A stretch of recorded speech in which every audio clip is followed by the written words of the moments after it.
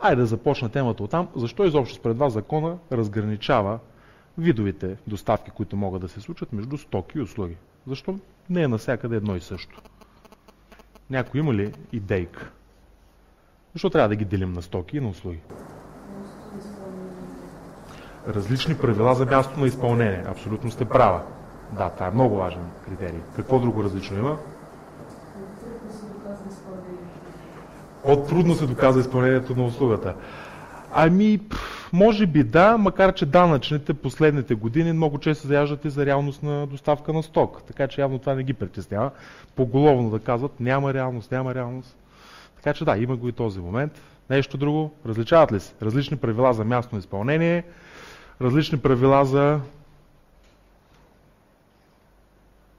дата на данъчно събитие в някои случаи. Така че основните неща, има разлики в основните неща. Ето място на изпълнение. Специфични видове доставки на стоки имат и са специално уредени в закона. Говоря за вътреобщностните доставки, вътреобщностните придобивания, тристранни операции, какво друго съм споменал там, дистанционни продажби. Всички тези специфични видове доставки касаят единствено и само стоки. Нали така? Не се прилагат за услуги като режим.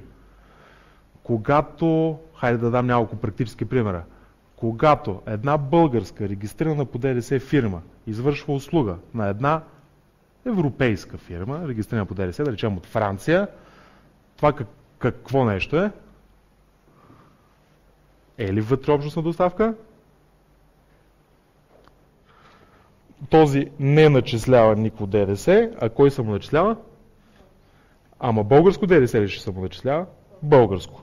Тоест няма значение, че крайният клиент се намира в Испания. Само начислява 20% ДДС. Така.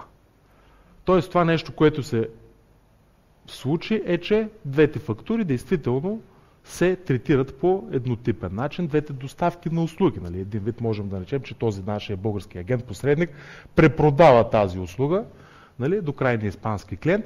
Имаха еднотипно третиране, като забележете, тук се прекъсна всякаква връзка между крайния получател в Испания и там, където ще излиза публикацията в Македония, все едно, че няма никаква връзка.